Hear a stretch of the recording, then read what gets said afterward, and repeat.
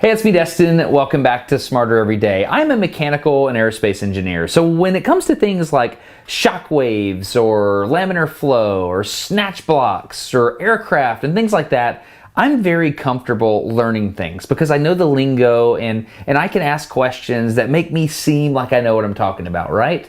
But I'm not a biologist. So today on Smarter Every Day, I want to show you this journey that I've been on. You see, we're going to learn about sea turtles, but we're going to learn about sea turtles in a really weird way. I kind of struggled with how to do the intro to this video because I did not plan this video. I feel like sea turtles kind of found me.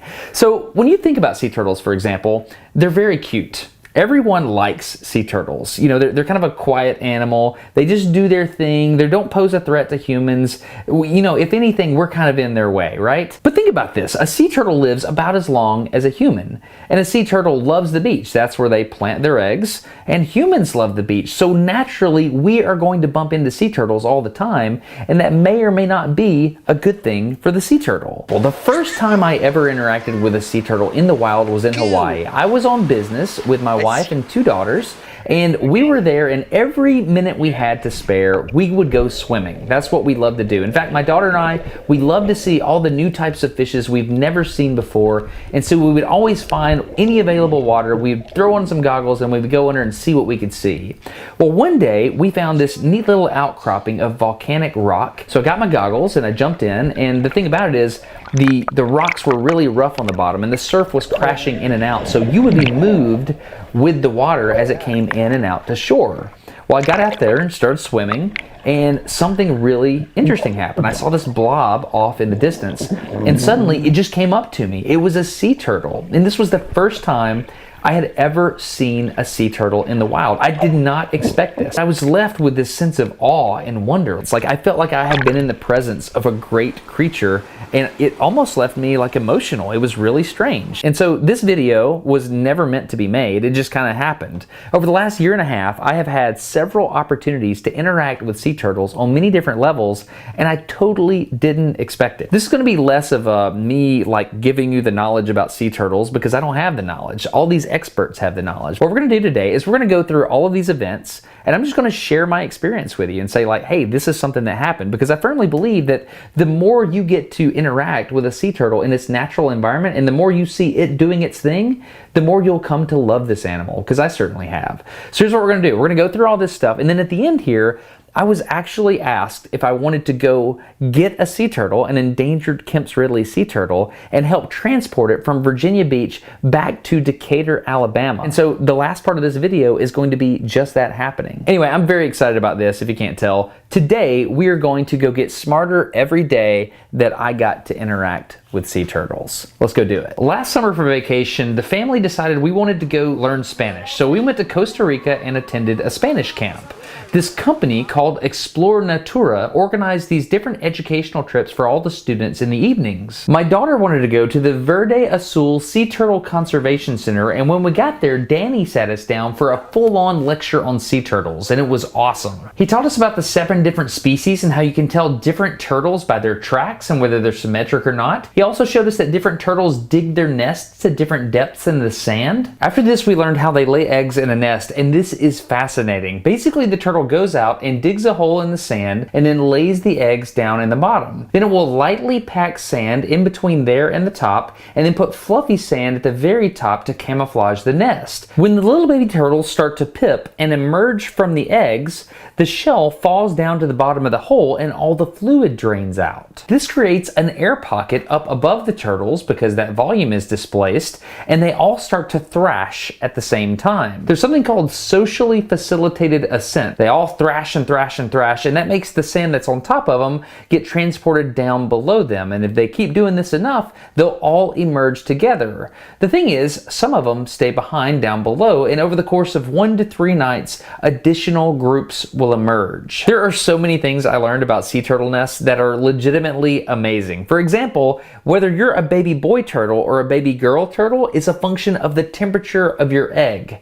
That's real. I had to look that up because that's amazing. That means that where the egg is stacked in the sea turtle nest is going to determine the sex of each individual turtle because there's going to be a temperature gradient across the nest. It's amazing. After we learned all this stuff, we went out to the beach where Zoe, a volunteer, had prepared a simulated nest for us. We had to follow the tracks from the turtle up to the beach, try to find where the nest was, and then we drew a grid on the sand and lightly pressed a stick into different areas. If the sand was firm, that's not where the nest was. If the stick went through, that's where the turtle dug the nest. At that point, we dug down and we retrieved the simulated eggs. If you ever find a sea turtle nest in the wild, do not disturb it. The whole point of this exercise here at the Conservation Center is all these eggs are laid all over this particular beach in Costa Rica, and they're very difficult to defend from predators and even humans. So what they do is they go retrieve the eggs and they move them to a hatchery.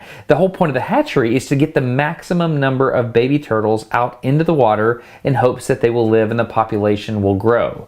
So Zoe, the volunteer that showed us how to find the eggs and all that good stuff, she walked us over to the hatchery and she introduced me to the mother of turtles, or said in Spanish, Madre de Tortugas. Hey, Val.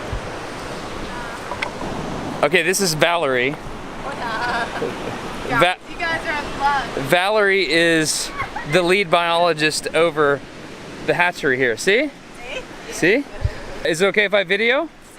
Okay. So Valerie, you're a researcher, right? Yes, I'm a researcher. En español funciona. Oh my goodness! Sí. These are the babies? Sí. Which species? All these beetles. You ever seen baby turtles? No, I haven't. Oh. Dormirse? Sí, they are. They was on the top, but they really need to wake up. Sí. Some of them already hatched and go out 3 days ago.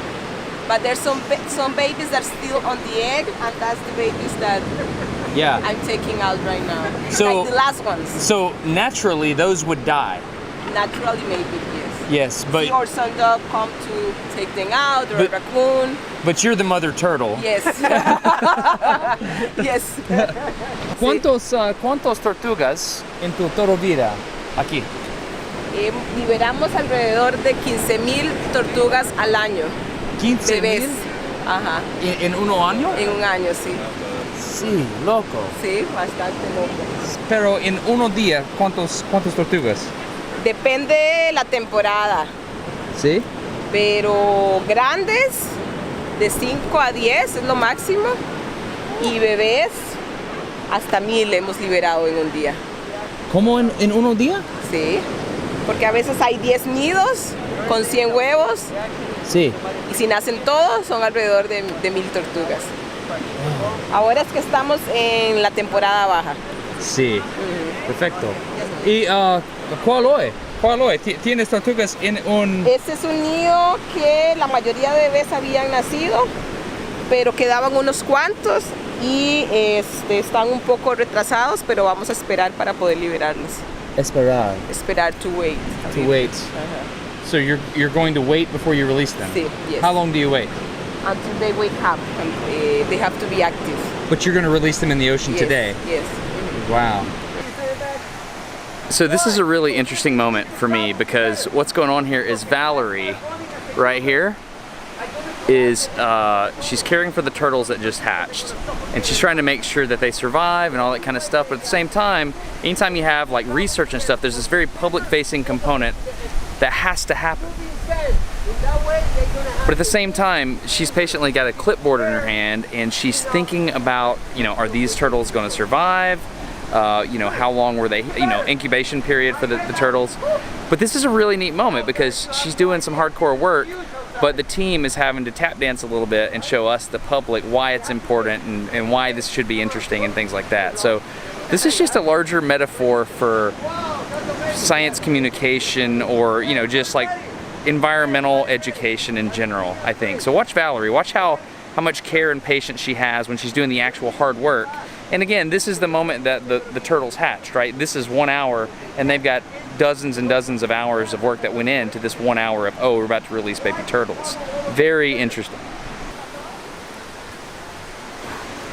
Ouch, that's a lot of responsibility. Yeah. Yeah?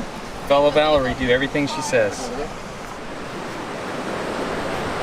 Vamos a ver qué pasa. We'll see if they want to wake up today. And so you're walking to the beach where the nest was laid. Yes, where the mother laid the eggs. Is importante? We try to do like the same things that the turtle did. And the other thing is, if we release always in the same place, for example, in high season, every day we release maybe thousands of turtles, and it's to make like a place when it's going to be easy food for the other animals. Predators.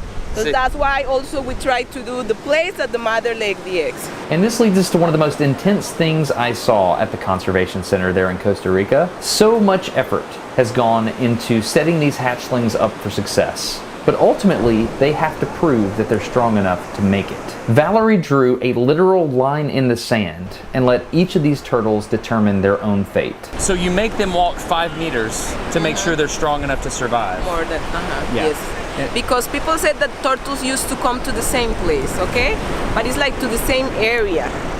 See. And it's important like to recognize many things, the magnetic file, many things that we don't really, or I don't really know, don't know.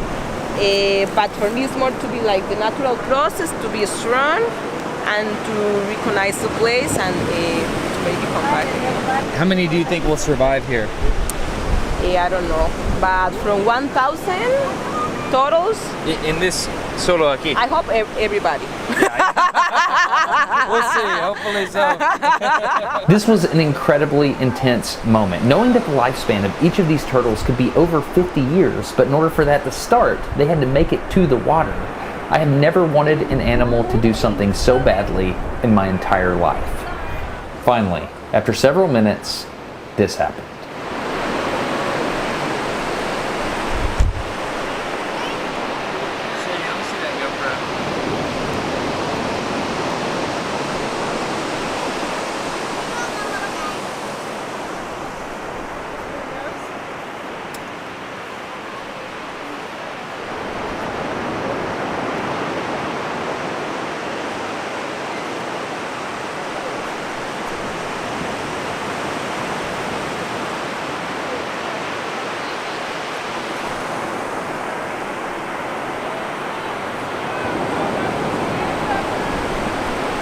Watching this little sea turtle make it out there to the ocean made me feel all the things, and I suspect you feel the same way. Don't worry about the other ones. Valerie gave them an opportunity to make it out to the ocean later that night. I don't know how many made it, but this is the beginning. The turtles are now out in the ocean. At this point, other scientists take over and they research what's going on out there. I saw a video on the internet one time from a lady named Dr. Christine Figener. She's known as the sea turtle biologist, and it made me feel other things. So I tracked her down and asked her if she'd be willing to talk to me over a Zoom call, and she was. I am here with Dr. Christine Figener, who is sea turtle biologist on YouTube. Is that correct? This is correct, yes. I just want to talk to you about your research for a second, if that's okay. Yeah, no worries. I always love talking about sea turtles.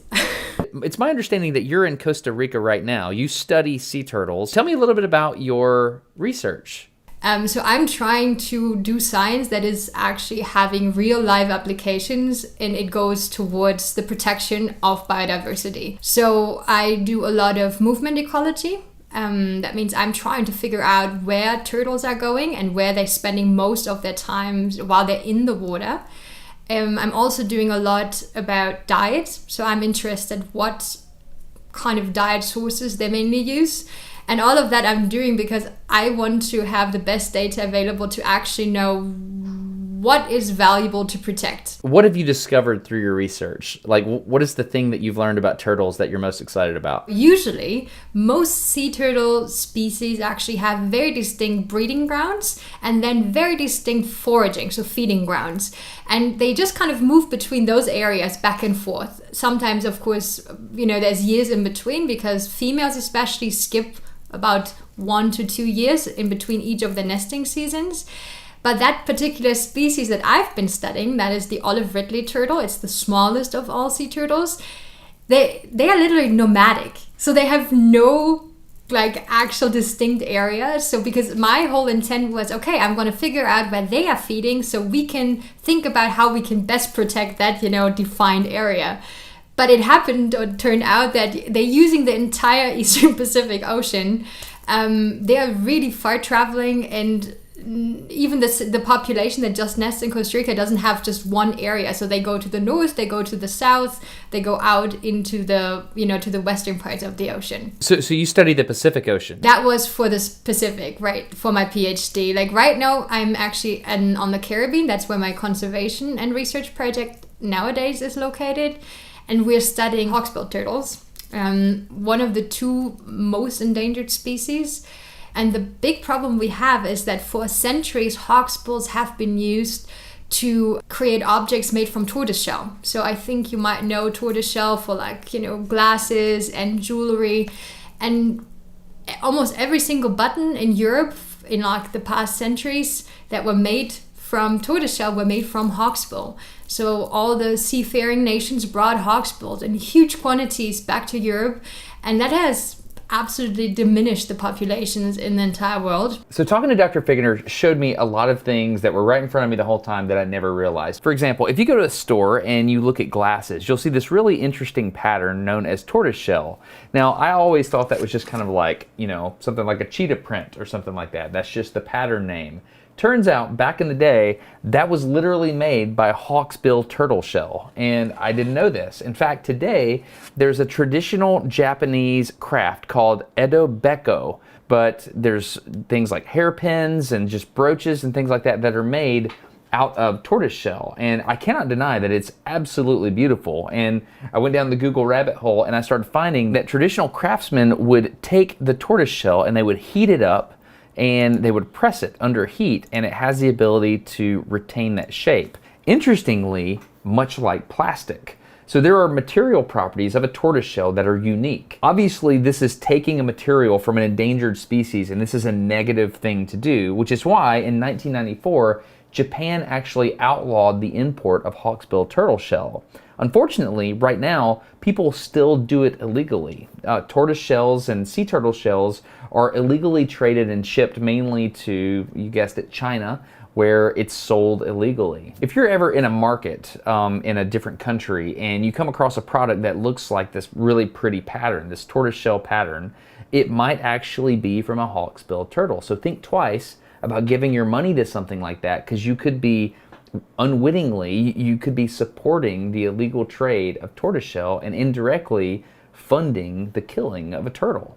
I did not know that. You're trying to figure out where these things live, what types of things affect their mating habits, their ability to reproduce.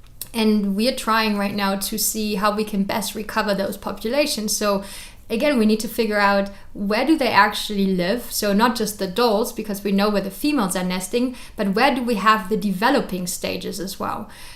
So where are the juveniles, the subadults? Because that is always the stages that we don't know that much about, because it's so easy to get nesting females, right? Because they're on the beach, you have access to them, but finding all the other stages in the open ocean, it's super difficult. But the area where I live, we have a huge coral reef, and we have hawksbills feeding there, and we actually have juvenile hawksbills and subadults feeding there. So what I do is I place little satellite transmitters on them to see what areas exactly they are using, what is their preferred, kind of range of movement.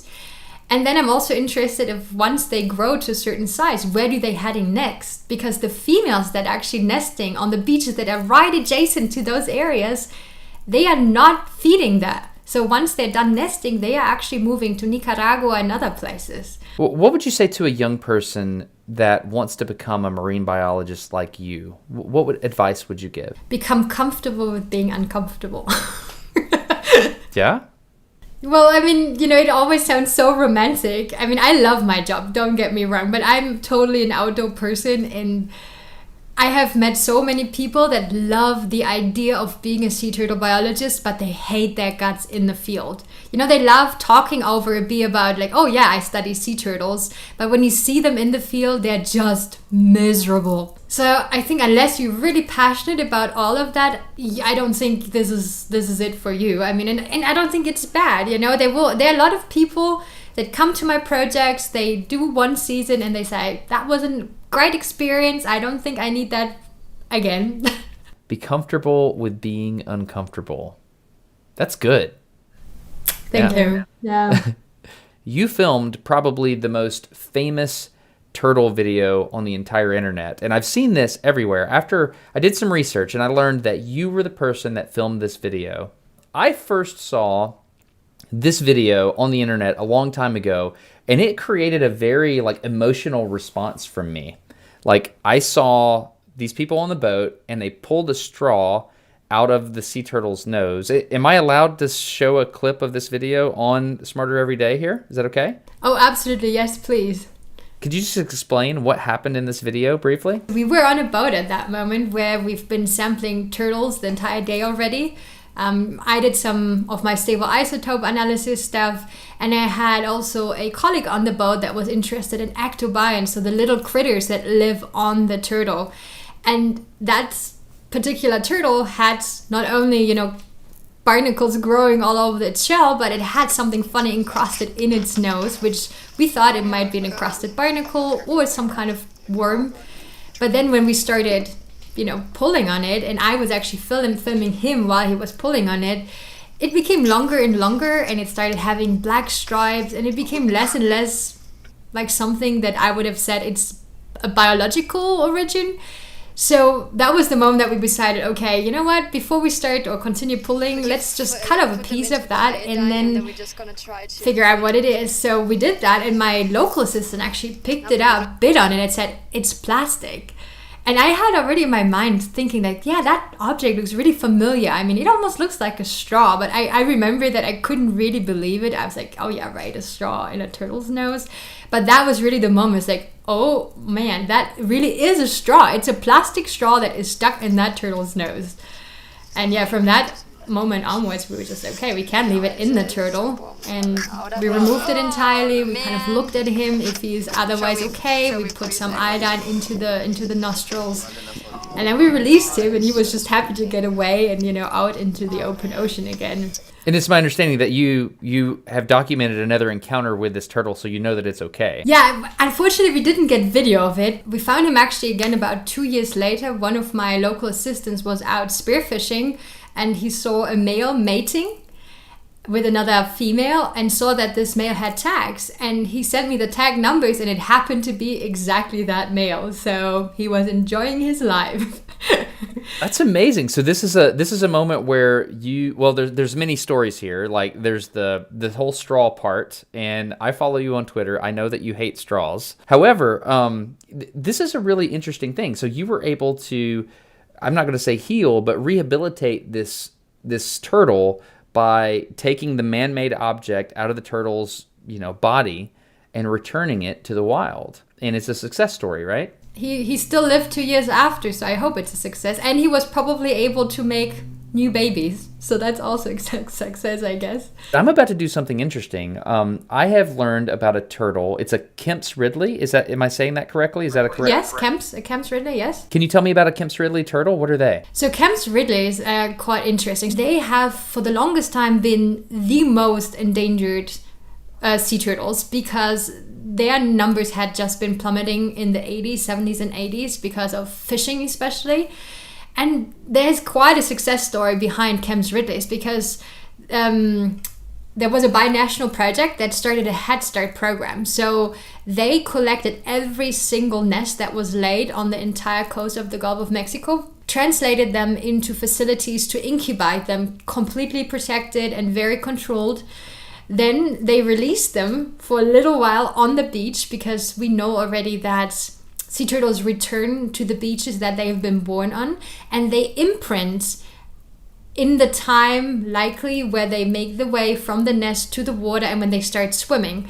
So we didn't want to take away this cue from them, so they released them, and then there were people in the water lines that were catching out those turtles again. And then those turtles were placed into pools and actually grown to that size that I've been talking about, when, you know, they usually travel out into the open ocean up until they have a certain size, and then they recruit back to coastal areas, and then they were released. And with that Head Start program, which, to be quite honest, head starting is always a very much debated topic because a lot of stuff can go wrong. But for that particular species, it was really the saving grace. So it made sure that we now have numbers that are actually able to sustain a population again. Dr. Figener, thank you so much for helping us understand this stuff a little bit better. It's my understanding that we're going to get to participate in retrieving the sea turtle, Kale, who's been injured, and we're going to travel from there all the way back to the museum where Kale will find his permanent home. When you say museum, it sounds as if it's going to be a stuffed turtle. It's not. Kale has an aquarium. You need to come to But maybe Decatur. you should specify that, like the aquarium of the museum or something, because it really sounds like she will have her forever home in this beautiful museum. No, not at all. Like, Kale is going to the Cook Museum. They have a huge aquarium. Christine, I don't know that. you have to come to... Okay, so let me specify. Kale is going to have like a whole aquarium where he gets to hang out, and they've got coral in there and tropical fish. You should come visit and hang out. It's a really cool museum. I sure, definitely. She's pretty cool, right? So big thanks to Dr. Figener for talking to us from Costa Rica, where she's doing sea turtle research. If you'd like to connect with her, she's on YouTube at The Sea Turtle Biologist. Also, she's on this new app called Milky Wire. She said she prefers if people connect to her that way. You can support her research directly through this app. So I'll leave a link down in the video description for that. All right, before we go to the Cook Museum of Natural Science and meet my buddy Brian Cook, what I'd like to do is show you a sea turtle nest that I found myself here in Alabama. Sea turtles make nests all over the ocean. Down here in the Gulf of Mexico, I'm in Mobile Bay. You can see a beautiful sunset here. Check it out. It's a sea turtle nest. Who knows, that sea turtle might make it all the way up to the east side of the United States. That could be a Kim's Ridley for all we know.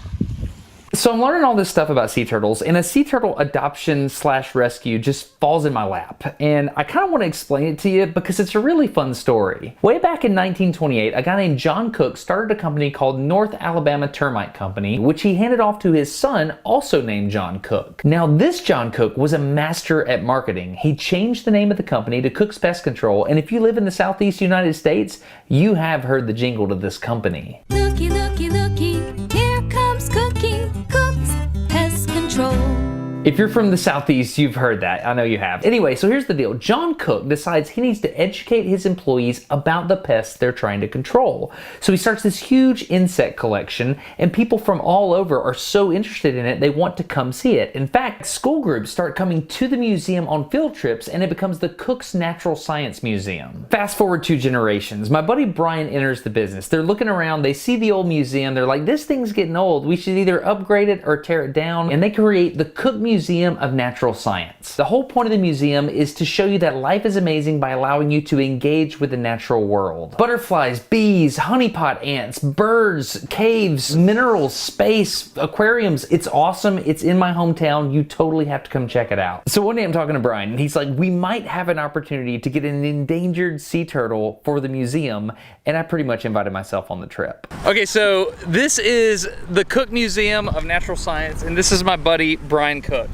So, Brian, how long have you guys been working on the museum here? It's been like, what, 5 years? Yeah, well, it's actually been 8.5 years from the decision to expand, relocate, and create a whole new nonprofit museum. So you guys designed and built an aquarium just hoping you would get a sea turtle before it was ever like really a thing, right? Yeah, that was part of the idea, was to house an endangered sea turtle. Early on in the very beginning, originally it started out as small self-contained aquariums, and then the vision expanded to a 15,000 gallon saltwater aquarium, and the idea of doing something substantial and meaningful. So what's it mean to have an endangered sea turtle in Decatur, Alabama? Pretty awesome? Yeah, it's a big deal. Are you guys pumped? Yeah, we're super excited. Okay, Let's go get a turtle. Virginia Beach. Let's do it. Okay, so we're 10 hours into a 12-hour drive to Virginia Beach. My question is, how are we going to get a sea turtle 12 hours back to Decatur, Alabama in a vehicle? Rumor is I'm going to get to be in the vehicle with the turtle all the way back. So I'm excited to find out what we do. Like, do we need water? I have no idea. Let's go check it out. So we wanted to know the full history of the turtle we're going to take back to the Cook Museum in Decatur. So we decided to go see the exact spot where the turtle was caught. The problem is, when we contacted local authorities to ask about it, they said that we couldn't go out onto the pier. It's called the James T. Wilson Pier. The locals know it as the Buck Row Pier. The reason you can't go out there is during a storm not too long after the turtle was caught, a barge got loose and slammed into the pier and made a part of it collapse. So the only way we can see where the turtle was caught is if we were to fly out over the pier, which is why I'm really excited that this episode of Smarter Every Day is sponsored by DJI. This is the first time I've ever flown a drone myself for a video in Smarter Every Day. This is the DJI Mavic Mini, an ultralight drone that's only 249 grams. This is the first time I've ever flown this thing, and I was nervous because we were flying out over the water to see the pier where this turtle was caught.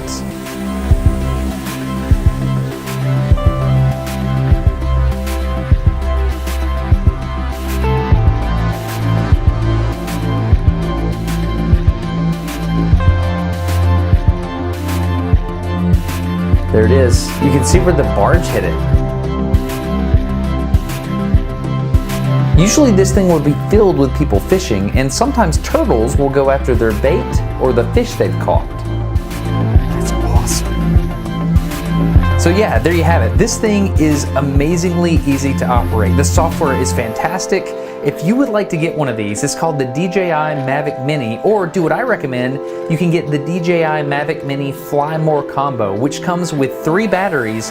Each battery gets you up to 30 minutes of flight time, which is insane. So with the Fly More Combo, you can have up to 90 minutes of flight time, and you can shoot fantastic footage. So if you would like to do that, go use the link in the video description and the promo code that's there, and you can get a discount on this thing. You're gonna love it. Ever since I started using this thing, I keep it in my truck with me, and I have explored countless things from the air that I never would have thought about before, but it's kind of opened up a whole new world of possibilities to me. Please consider going to the DJI website by using the link in the video description and use the promo code. Smarter Every Day will get credit for you using that link. Anyway, that's awesome. Thank you to DJI for sponsoring Smarter Every Day, and thank you for helping us get awesome footage of this pier. The following morning, I went downstairs in the hotel to meet the Cook Museum personnel who drove to Virginia to pick up the turtle. This is happening in the middle of a pandemic, so there's an ongoing discussion about masks. So is Kale going back in this van? He will be.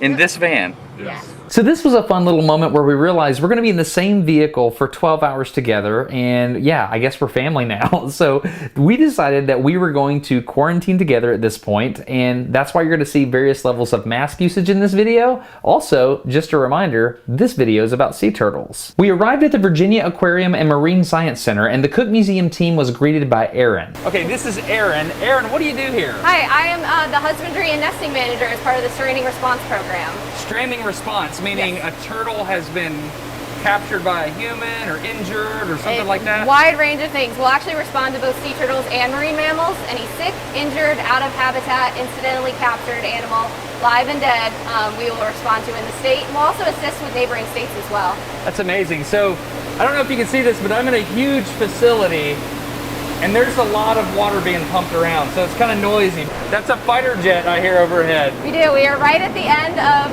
Oceana's runway, so you get to hear the sound of freedom often. Sound of freedom. That sounds good.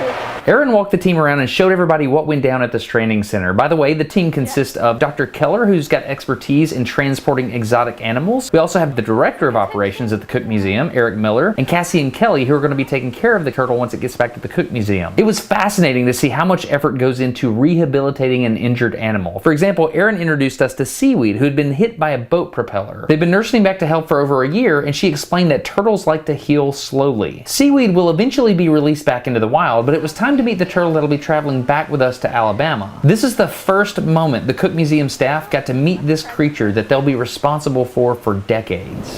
He does get pretty bitey, so whenever he is out, it's best to watch his mouth. But other than that, he's a very easy to handle turtle. He goes out, I don't know how familiar you guys were with like the Kemp's Ridley stress pose where they just kind of sit like Superman. He does that pretty much whenever he's pulled. Erin had spent so much time learning about every little need that Kale had, and she was trying to do a data download and give all that information to Cassie and Kelly right there in the moment. A lot of Ridleys we see will get stressed, so he gets that pink flush. Okay. So he does that very quickly, but it also goes away very quickly. After the initial meeting, a more detailed data download was necessary because Kale is what's called a non-releasable case. Kale has a wound on the throat that didn't heal properly, and Erin and Chelsea removed Kale from the tank here, and they're going to do an inspection and show Dr. Keller everything about Kale's wound. I'm going to let this part of the video just play so you can experience learning all this stuff just like we did. And if someone wouldn't mind taking that kennel down, just setting it on the floor for me. Awesome, thank you guys.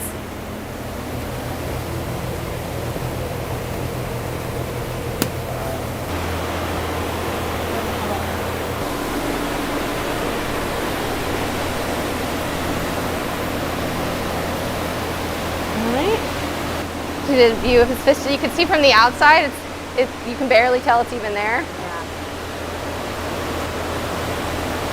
So does it communicate all the way through to the esophagus?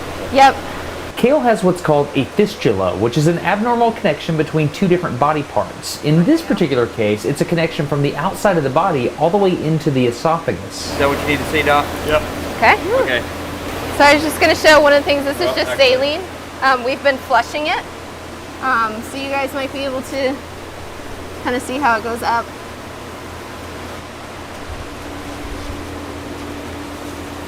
Some of it will come out, and then when I drop his head, some more is going to come out of his mouth. How often are you doing that, Erin? We were doing it weekly. I think we're doing it at least every other week, but our vet will try and do it when she has him out. So what did you see there? Well, basically what she's referring to is where the initial injury was, and as it penetrates down through and didn't completely heal, but walled off that fistula, that draining tract between the outside air and his esophagus, right? Am I summarizing that properly, Erin? Yeah. And so, that's the only thing that is of some concern, is that if he were in a release situation out in the wild, that he could develop some sort of complication associated with that.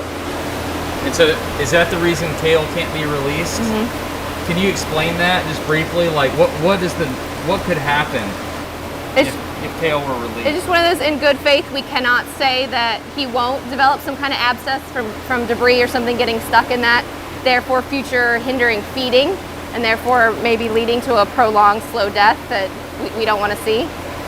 So just because we haven't monitored this long enough, we don't know what his future looks like with that track still there. And so that's why you would look for a long-term facility like the Cook Museum. Yep, exactly. Got it. So this is a normal thing for you guys. You do this sort of thing all the time? We've placed 2 turtles since I've been here, so it's not too normal.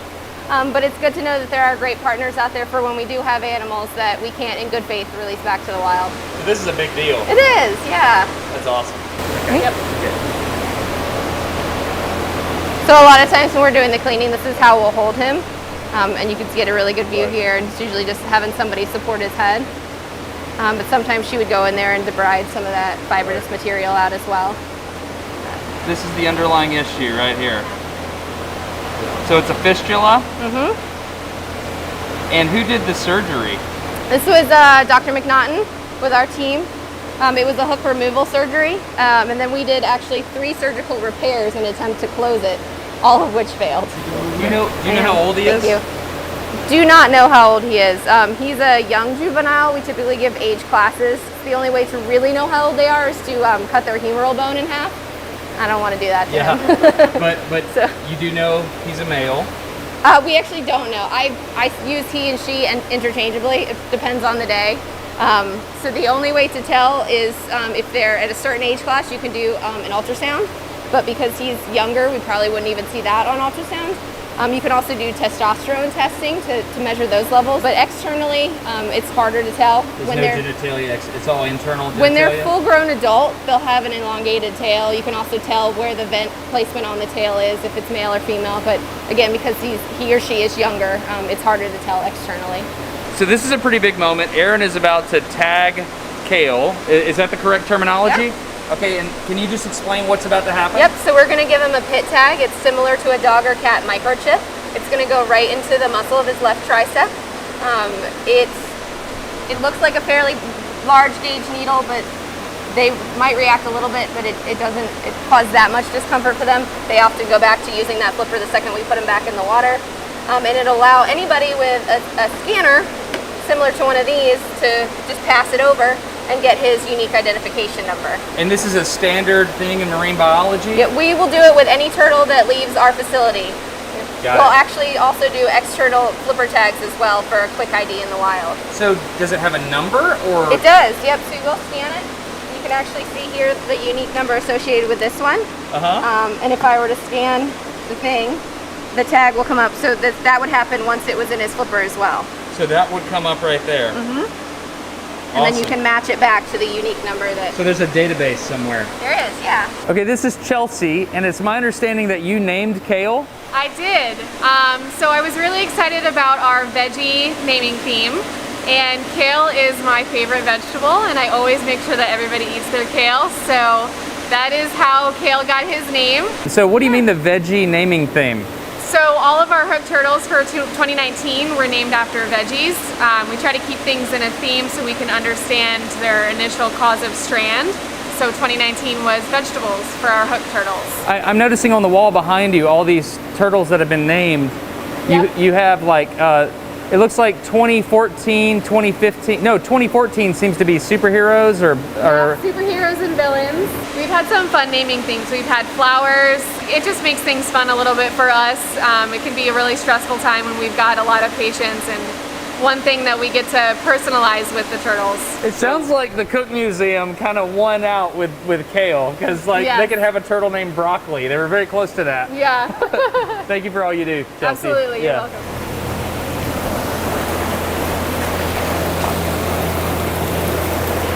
So that's typical kale back in the water. He'll hold that for a little bit and then all of a sudden snap out of it and swim off. Sometimes if you want him to get out of it a little sooner, you just tickle the rear flippers back here. There you go. Usually good motivation to start swimming. So Kale was hooked at one of our local fishing piers, I believe in May of 2019. It was a rather large hook, fairly far down in the esophagus, so we attempted removal just going through the oral cavity and no luck. We attempted with an endoscope, no luck, so we ended up having to do an esophagostomy, so an incision through the esophagus to be able to remove that hook. Wow, that's amazing. That looks like it hurt. So otherwise, he's an incredibly healthy turtle, with the exception of that straw essentially in his neck, unfortunately. So after Kale was safely back in his tank, we got a plan together on how we were going to leave out in the morning. Immediately after getting back to the hotel though, we got a phone call saying that a fisherman nearby had hooked a turtle. Virginia has a really cool program called the Pier Partner Program. When I got to the pier, I went out and tried to find the fisherman immediately. He explained that he accidentally hooked a turtle. He actually called the phone number and said, "Hey, I got a problem here." And that's when the pier manager helped him bring the turtle up to the pier with a net so that it wouldn't hurt the turtle. Oh, my name's Destin, man. Paul. So Paul, how did they know to call you? Is it when the phone number rings? Is that you? Well, when they call the number, the stranded response team, they get the call, and my boss calls me. And then I'm usually the one here, and she'll say, "Hey, you know, there's a turtle down there. You know, could you go get the turtle?" I mean, we got a procedure and everything of how we get the turtle. What's up, Chelsea? Hey again, long time no see. Hello. I was really excited that we got there early enough to see this because it was a very encouraging thing to me. Every single human involved in this whole process loves these animals and they want them to survive. I mean, just look at this. You have people passing by on the street stopping to make sure this animal's okay. You have fishermen, government officials, you have us from Alabama. Everyone's rooting for this turtle and they are united in their efforts to try to save it. Here to pick up the turtle at 5:30 a.m. Here we go. You've done this before, right? Yeah, I've done it before. I've never done it with a turtle this small, so it's a little bit different for me. But basically what we're planning to do this morning is sort of prepare the animal for the trip. They like to put Vaseline and some lubricants on there to keep the skin from drying. In addition, they're going to run some fluids on him so that he's prepared for the long trip and doesn't have to worry about the ingestion of water. We're going to put fluids in him? We're putting fluids? Go ahead. Yes. Didn't know this was happening.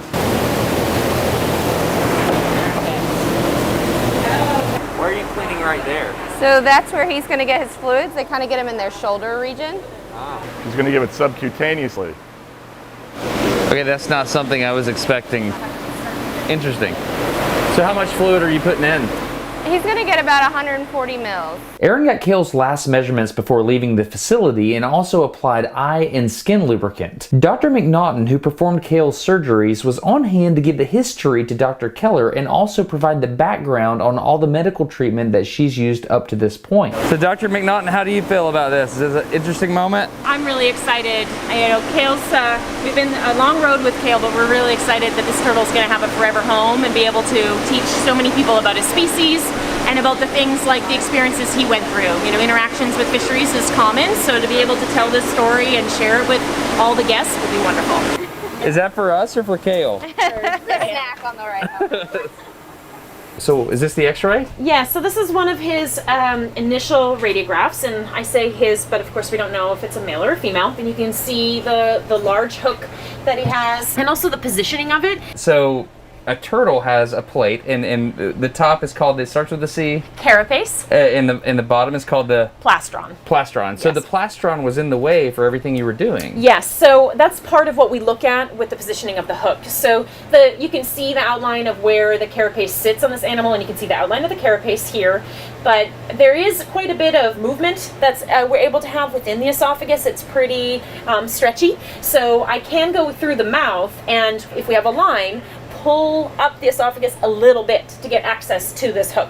However, once we get past this portion, it's very hard to get access from the oral approach to hooks in the spot. And also the plastron is sitting right there, so I can't just go straight in to get it. I had to make an incision here on the neck and then go in and get the hook that way. Oh. So I still had to sort of go fishing for the hook past where I could see it from my incision line. So there was something about probably what was happening with the amount of trauma or inflammation in that tissue that made it harder for Kale to heal appropriately. In general, do you have a negative feeling towards people who fish? No, not at all, because we could never actually do this without them. It really starts with them calling us to start with and talking to the peer manager and saying, hey, I've accidentally hooked a turtle.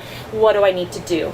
So this whole program starts with them. And so we couldn't do that without them. We love people being out there and enjoying the oceans and loving it just as much as we do. And then we work together to make sure that the turtles that accidentally get hooked are taken care of appropriately. So they're big advocates for the animals themselves. Definitely, yes, it starts with them for sure.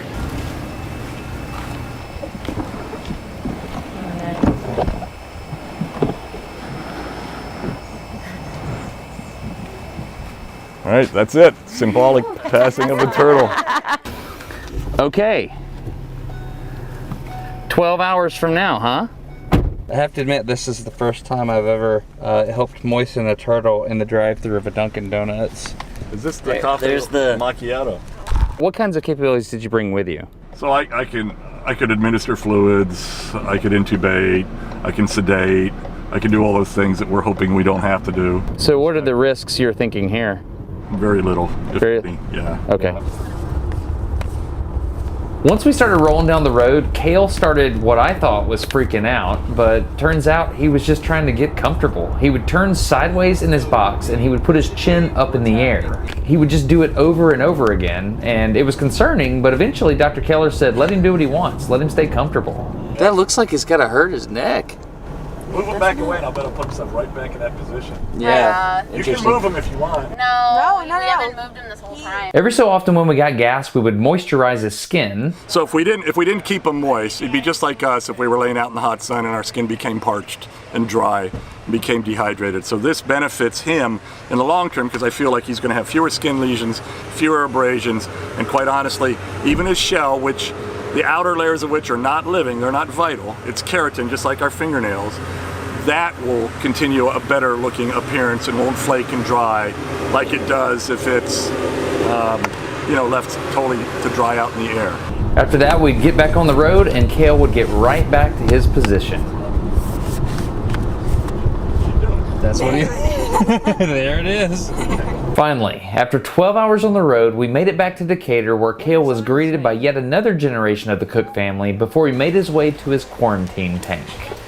So what's the plan now, Dr. Keller? We're going to take him out of that tank and we're going to give him a freshwater bath. Saltwater parasites don't like fresh water, so we're just going to do it briefly. Now he's doing it. There it is. There's Superman. Right, there you go. Easy, easy, easy, easy, easy. That's that Superman pose. There he goes. So what are you seeing right now? An animal that's settling in pretty quickly and acting like you would want him to act after a long transport. His buoyancy is equivalent. He's obviously using all 4 limbs effectively, and he's showing very few signs, if any, of stress from the journey. So we're really happy with what we're seeing right now. So how long will Kale stay in this facility? He'll be here approximately 2 weeks. At such time, we'll be able to monitor him and also monitor the fish that we put in with him and make sure that there are no health issues with either of them. And then at some point in the future, hopefully at around 2 weeks, we'll be able to move him from this very brief quarantine into the tank that he'll be living the rest of his days in. The quarantine period seemed to go great. Cassie got this really cool video of Kale eating some blue crab.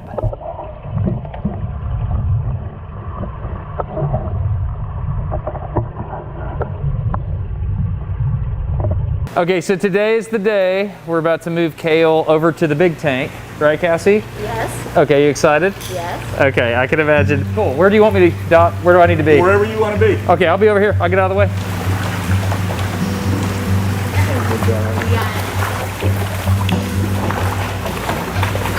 Got him. Watch out, he's biting. You all right? Beautiful. Ow, ow, ow, ow. You want ointment? That was pretty exciting. Come up. Are they lifting Kale up? Yeah.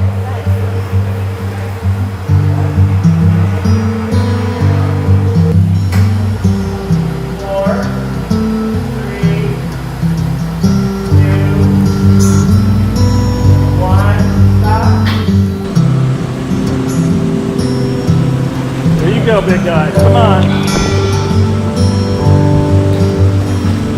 All right.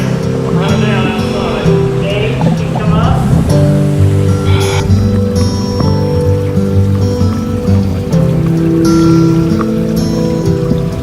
Once Kale figured out what plexiglass was and started to understand the layout of the aquarium, he or she finally decided to swim, and it was incredible to watch. This was the first time that this injured, endangered Kemp's Ridley sea turtle had been able to swim freely in over a year.